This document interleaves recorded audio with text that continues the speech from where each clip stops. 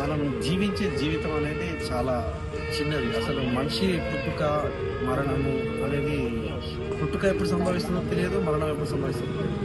ఆ చిన్న జీవితంలో కొన్ని వేల ఆస్తులు కట్టబెట్టుకోవాలి, పదవులు కట్టబెట్టుకోవాలి, జీవితంలో ఎంతో స్థాయికి ఎదగాలి. ఇవన్నీ కాకతాళీయం. జీవితం అనేది ముందుకు పోతున్న కొద్దీ మన స్థాయి కూడా దిగజారుతుంది. కాబట్టి మనం సంపాదించిన సంపాదన కూడా మనం చనిపోయిన తర్వాత ఏది రాదు. కాబట్టి మన జీవితంలో మంచి చేస్తేనే ఆ మంచి అనేది 10 మందికి పంచితే మనకు ఒక జీవితంలో మనం చేసిన పనులైనా ఏమైనా ఎదుటి వారికి తెలుస్తుంది. అంతేగాని మనం ఏదో కోట్ల మేడ, అద్దాల మేడ ఇవన్నీ రావు.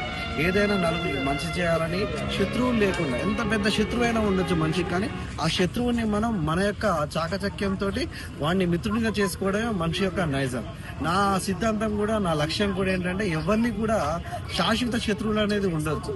ఎంత మూర్ఖుడిని అయినా మనం మార్చుకొని మనం మిత్రుగా చేసుకోవడమే నా యొక్క జీవిత ఆశయం.